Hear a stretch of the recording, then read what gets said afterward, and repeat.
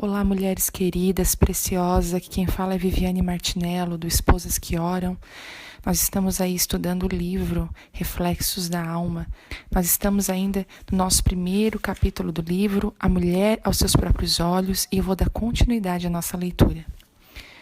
Já aqueles que se moldam a partir dos padrões de falsos deuses caem em um buraco cada vez maior, sofrem a deteriorização do caráter, da moral e da vida, vão de mal a pior. E é aqui importante compreendermos algo. Os deuses falsos, diante dos quais muitas pessoas se prostam e, portanto, são transformados à imagem deles, não são apenas os ídolos às imagens de escultura, tornam-se uma divindade para nós, qualquer coisa que ocupa o lugar que pertence somente ao Deus que nos criou. Tudo aquilo que em nosso coração toma o espaço que só pertence ao Criador nos molda. Seja dinheiro, sejam outras pessoas, sejam nós mesmos ou qualquer outra coisa, seremos transformados à imagem daquilo em que nos espelhamos e valorizamos. Por ocasião da última ceia, Jesus disse: Já não lhes falarei muito, pois o príncipe deste mundo está vindo e ele não tem nenhum direito sobre mim. João 14:30. É importante que nós também guiemos nossos passos de forma que Satanás não tenha influência alguma em nossa vida, porque assim não estaremos mais diante de seus espelhos deformadores, de suas mentiras e seus enganos, dos seus referenciais falsos. Estaremos em frente ao espelho verdadeiro, contemplando o Senhor, que é puro, perfeito e que nos transforma pelo seu Espírito para que sejamos mais semelhantes a Ele. Já vimos que por trás de cada espelho deformador da verdade estão Satanás e seus demônios. A palavra de Deus diz que o diabo é o pai da mentira, João 8:44. Sabemos que ele é mentiroso, enganador, deformador da verdade. E agora podemos reconhecer quais são as suas mentiras e substituí-las pelo que é verdadeiro. Assim, identifico o inimigo, reconheço as mentiras e as substituo pela verdade. Vamos analisar alguns desses enganos de Satanás e derrotá-los pela verdade, que é Jesus? O espelho da sociedade. O primeiro espelho que vamos analisar é o espelho distorcido da sociedade. Olhar para a vida por meio de seu reflexo acaba fazendo com que sejamos influenciadas pelo que a sociedade nos diz que é bom ou ruim, certo ou errado, legal ou não. Por sociedade, refiro-me ao sistema deste mundo, do século mau e distanciado de Deus em que vivemos. Sem perceber, as pessoas estão sendo tão influenciadas pelo meio em que vivem que acabam pensando igual e tendo os mesmos conceitos e valores. A realidade é que em nossos dias todo mundo está sendo levado na mesma onda. Só que há espíritos malignos por trás do espelho da sociedade e que influenciam a forma de pensar da massa. Diante dessa situação, nós mulheres cristãs nos sentimos como se estivéssemos nadando contra a correnteza. Viver contra os parâmetros da sociedade é alistar-se em uma guerra, é fazer um esforço sobre-humano para nadar na direção contrária. Aquilo que este século impõe é o que Paulo explicou aos cristãos de Éfeso. Finalmente, fortaleçam-se no Senhor e no seu forte poder. Vistam-se toda a armadura de Deus para poderem ficar firmes contra as ciladas do diabo. Pois a nossa luta não é contra seres humanos, mas contra os poderes e autoridades, contra os dominadores deste mundo de trevas, contra as forças espirituais do mal, das regiões celestiais. Por isso, vistam toda a armadura de Deus para que possam resistir no dia mau e permanecer inabaláveis depois de terem feito tudo. Efésios 6, do 10 ao 13. Vivemos em uma constante luta contra os seres espirituais que dominam este mundo tenebroso. Uma das categorias de poderes das trevas é a dos que agem como manipuladores das massas e, portanto, formam os pensamentos da sociedade em geral. Quem você acha que está por trás de muitas produções de moda, televisão, cinema e outras mídias, lançando a todo tempo referenciais deformados do que é a verdade? Satanás. Paulo nos exorta, não se amoldem ao padrão deste mundo, mas transformam-se pela renovação da sua mente, para que sejam capazes de experimentar e comprovar a boa, a agradável e a perfeita vontade de Deus. Romanos 12, 2. Em outras palavras, o apóstolo está nos dizendo para não nos conformarmos com o espelho da sociedade. O reflexo que você vê quando olha para o mundo e seu sistema de valores é uma ilusão, uma deformação, uma mentira. Não tente se consertar para se parecer com aquilo que esse espelho lhe mostra. Fazer o que ele sugere que é o certo ou, muito menos, alinhar-se à imagem refletida nele, porque é uma mentira. Devemos nos transformar pela renovação da mente. Agora entendemos ainda melhor o que diz Provérbios, porque como imagina sua alma, assim ele é. Provérbios 23, 7. Se você pensa como o mundo pensa, precisa urgentemente mudar o seu modo de pensar. Essa é a única forma de experimentar e comprovar a boa, a agradável e perfeita vontade de Deus. Troca de espelho. Muitas mulheres cristãs não estão presas aos padrões da sociedade, aos referenciais apresentados por essa mídia corrompida, pela influência das revistas de fofoca, a salões de beleza com placas ou nomes que indicam que pertencem a pessoas cristãs, mas que estão cheios de revista como referenciais deformados da sociedade, fotos de casamentos de fachada, mentiras sobre a vida das pessoas ou reportagens absurdas que só servem para vender mais um público curioso e faminto por aberrações e novidades chocantes. Eu sugiro às profissionais cristãs, que são médicas, dentistas, donas de salão de beleza ou de qualquer estabelecimento comercial, que não deem mais lugar a esse tipo de literatura, nem deixem televisores ligados em canais que transmitem valores contrários à verdade da palavra e dos padrões de Deus. Temos de reconhecer o inimigo e substituí-lo pela verdade. Outro exemplo clássico de produto cultural extremamente influenciador da sociedade brasileira são as novelas. As produções são bonitas mesmo, com histórias envolventes e muito bem elaboradas, mas que transmitem degradação moral.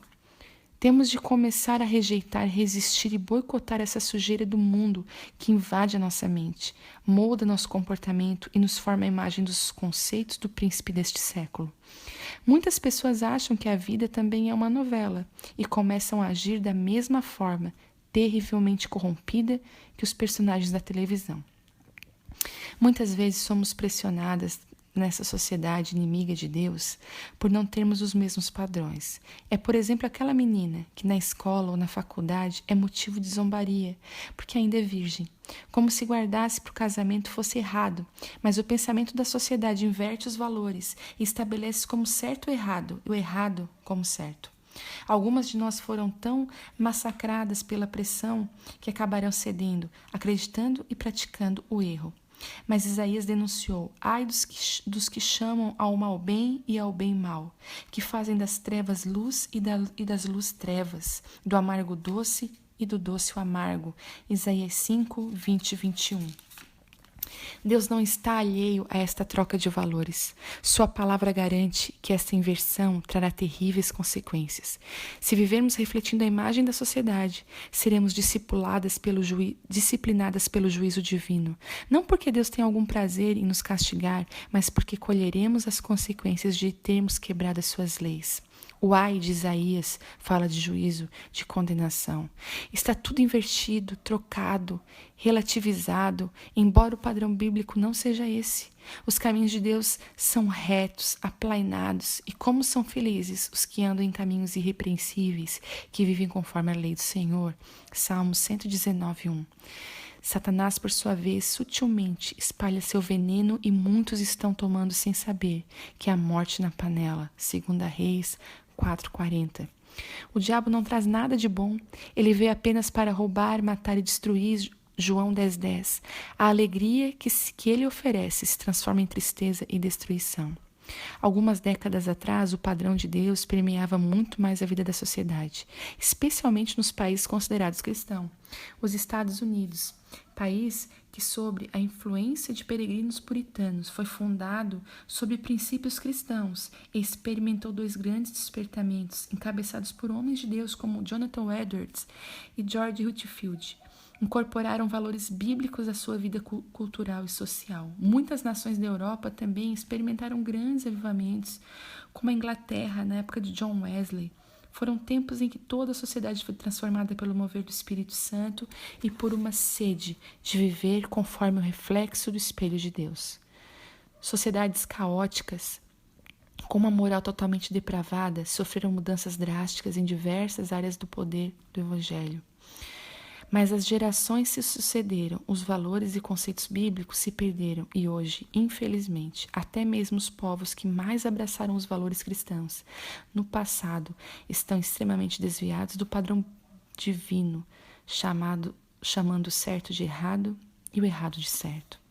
Um exemplo que tem estado sob os holofotes e as atenções internacionais e até governamentais é a aceitação da homossexualidade. Há uma pressão muito forte pela imposição de uma agenda extremamente agressiva que difunde a aceitação da prática homossexual. Essa filosofia começou a entrar sorrateiramente na pauta do dia por força da militância gay. De modo sutil, mas estratégico, eles foram assumindo papéis na mídia, atuando como coadjuvantes nos filmes de Hollywood, protagonizando novelas, invadindo os pensamentos da sociedade como um todo. Hoje, filmes inteiros são dedicados a histórias de amor homoafetivas, ainda que muitos considerem essa prática normal, sabemos que ela não é aceitável pelo padrão da palavra de Deus. O mundo hoje aceita com tranquilidade, mas para nós cristãos, esse é um padrão deformado. Deus nos revelou a Bíblia, o padrão celestial. Ele criou homem e mulher e estabeleceu a família, projetada para viver em um lar acolhedor, onde haja multiplicação de amor e paz. Ao fazer isso, o Criador providenciou um meio para a reprodução da nossa espécie pela união de um macho e uma fêmea. Mas embora as Escrituras sejam claras sobre a questão, a pressão da sociedade tornou-se tão grande que algumas igrejas, até mesmo históricas, começaram a aceitar essas mudanças, passando a ver como algo natural o que a Bíblia considera abominável. A questão homossexual não é a única. Há exemplos de agendas antibíblicas presentes no meio da comunicação e das artes, voltadas até mesmo para as crianças.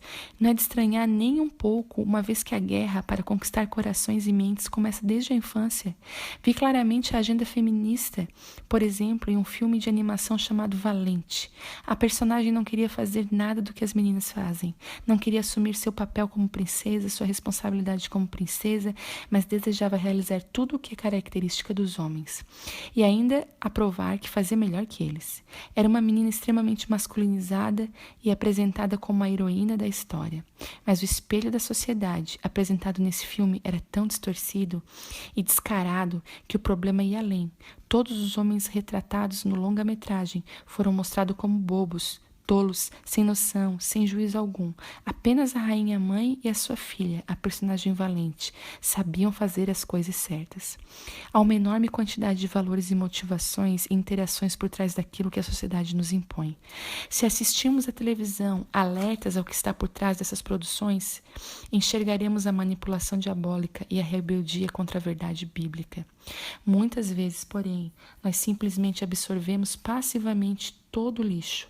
Talvez alguém me julgue exagerada ao analisar um filme infantil assim, mas se eu não acreditasse que a agenda feminista é danosa e tenta nos atingir sutilmente, eu não seria tão enfática. Se alguém ainda duvida dos malefícios causados pelo movimento feminista, pergunte-se aonde a independência feminina, a qualquer custo, nos levou. Como andam as mulheres hoje? Em nossos dias, as mulheres sofrem cada vez mais de ataques cardíacos, e esses são mais fulminantes que dos homens. Somos assoladas por males como bulimia, anorexia, estresse, depressão. Carregamos um fardo pesado demais. Podemos realizar e conquistar muitas coisas, mas tentamos fazer aquilo que não está dentro do propósito de Deus para nós, que é competir com os homens.